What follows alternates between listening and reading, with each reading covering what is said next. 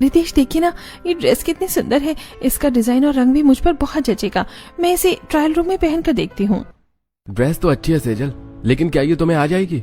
इसका साइज थोड़ा छोटा लग रहा है, मुझे नहीं लगता ये तुम्हारी फिट होगी। अरे हाँ बिल्कुल आ जाएगी। आपको पता नहीं है, आजकल मैं थोड़ा कम खा रही हूँ और मुझे लगता है मैं दुबली हो गई हूँ। ये मुझे पक्का फिट आएगी, मैं अभी पहन कर आती हूँ। सेजल ड्रेस लेकर ट्रायल रूम के अंदर जाती है। रितेश बाहर सोफे पर बैठकर उसका इंतजार कर रहा था। थोड़ी देर बाद सेजल उदास चेहरा लेकर बाहर आती है। उसके हाथों में वो ड्रेस थी। वो दुखी होती हुई रितेश से कहती है, रितेश ये ड्रेस तो मुझे फिट ही नहीं हो रही है, इसकी जिप आधी भी बंद नहीं हो रही थी। मुझे यही ड्रेस सबसे ज्यादा पसंद थी, लेकिन ये मेरे साइज की ही नहीं है। तुम्हें कितनी बार समझाया है सेजल कि अपना वजन कम करो। अब देखो तुम्हारी पसंद के कपड़े भी तुम्हें नहीं आ रहे हैं। ये सब तुम्हारी उस जंक फूड और आलस का नतीजा है। चलो अब यहाँ से बाहर कहीं और ऐसी दुकान पर देखते हैं जहां पर तुम्हारे जैसे भारी शरीर के लिए बड़े साइज के कपड़े मिल पाए। दोनों मॉल के गेट के बाहर निकल रहे होते हैं कि तभी रितेश को उसका पुराना दोस्त आलोक और उसकी पत्नी मालिनी मिल जाते हैं। आलोक और रितेश बातें करने लगते हैं। अरे रितेश भाई कैसे हो, बड़े दिनों बाद देखे। अरे भाभी जी भी साथ है। नमस्ते भाभी जी, क्या हुआ, हो गई शॉपिंग? नहीं भाई साहब, मुझे मेरी पसंद के कपड़े ही नहीं मिले। जो भी पसंद आया वो मेरे साइज का ही नहीं था। अरे भाभी जी, आपकी पसंद के कपड़े ऐसे आम मॉल्स में कैसे मिलेंगे? आपका वजन जिस तेजी से बढ़ रहा है उस हिसाब से तो आपके लिए कपड़ों की पूरी फैक्ट्री ही अलग से लगानी पड़ेगी। मालिनी ये बोलकर जोर जोर से हंसने लगती है। सेजल का चेहरा शर्म से लाल हो जाता है और रितेश को बहुत बुरा लगता है। आलोक मालिनी को डांटते हुए कहता है, मालिनी चुप हो जाओ, बहुत ज्यादा बोलने लगी हो तुम आजकल। किसी का मजाक उड़ाना अच्छी बात नहीं है। चलो हमें आगे जाना है। रितेश भाई बुरा मत मानना, ये तो मजाक कर रही थी। हाँ फिर मिलते हैं। आलोक और मालिनी चले जाते हैं। सेजल की आंखों में आंसू आ जाते हैं। रितेश समझाते हुए कहता है, देखा तुमने सेजल, अब तो मेरे दोस्त और उनकी पत्नियां भी सरेआम तुम्हारा मजाक उड़ाने लगे हैं। मैंने हजारों बार बोला है कि वजन कम करो, लेकिन तुम सुनती ही नहीं हो। मुझे बहुत बुरा लगा रितेश, मालिनी ने मेरा अपमान किया। मैं वादा करती हूँ मैं पक्का आज से ही अपना वजन कम करना शुरू कर दूंगी। मैं कड़ी डाइटिंग करूंगी और रोज वॉक पर जाऊंगी।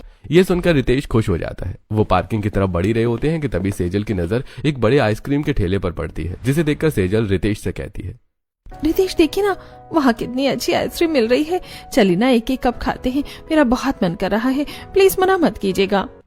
क्या? अभी तो तुम 2 मिनट पहले रो रही थी और वादा कर रही थी कि आज से वजन कम करोगी और डाइटिंग करोगी, और अब फिर से वही आइसक्रीम। अरे वो डाइटिंग तो मैं आज रात से या कल सुबह से पक्का शुरू करूंगी ना। अभी तो बस एक खिला दीजिए, बस एक आखिरी बार प्लीज। अरे यार तुम कभी नहीं सुधरोगी सेजल। चलो आज खा लो, पर कल से कोई बहाना नहीं चलेगा।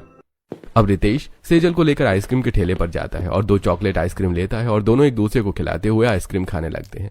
थोड़ी देर बाद वो घर वापस आते हैं। घर पहुंचते ही रितेश का फोन बजता है। वो फोन उठाता है और थोड़ा दूर जाकर दबी आवाज में कहता है, अच्छा ठीक है, मैं कोशिश करता हूँ। हाँ मैं निकलता हूँ, बस आधे घंटे में पहुंच रहा हूँ। रितेश फोन रखता है। सेजल उसके पास आकर खड़ी हो जाती है और कहती है, किसका फोन था रितेश? आप अचानक परेशान क्यों हो गए? क्या बताऊं यार, मेरे एक बहुत ही खास क्लाइंट का फोन था। ऑफिस का एक जरूरी काम आ गया है, मुझे अभी बाहर जाना पड़ेगा। सेजल मुझे वापस आने में बहुत देर हो जाएगी, शायद मैं कल सुबह तक ही आ पाऊं। तुम चिंता मत करना और अपना ख्याल रखना। ये कैसा काम है आपका जो अक्सर आपको अचानक बाहर जाना पड़ता है? मुझे ये सब बिल्कुल अच्छा नहीं लगता। रविवार को भी आप मेरे पास नहीं रह सकते? मजबूरी है सेजल, बॉस का हुक्म टाल नहीं सकता। ऐसा कहकर रितेश हॉल में आता है तो शांति कहती है, रितेश बेटा, अभी तो तुम आए थे, अब इतनी रात को कहाँ जा रहे हो? माँ ऑफिस का एक बहुत जरूरी काम है, मुझे शहर से थोड़ा बाहर जाना पड़ेगा। मैं कल सुबह तक आ जाऊंगा, आप लोग खाना खा लीजिएगा। ठीक है बेटा, सावधानी से जाना। ऐसा कहकर रितेश घर से निकल जाता है। ऐसे समय बीतता है। रितेश का घर से बाहर जाना आना अब एक आदत सी बन गई थी।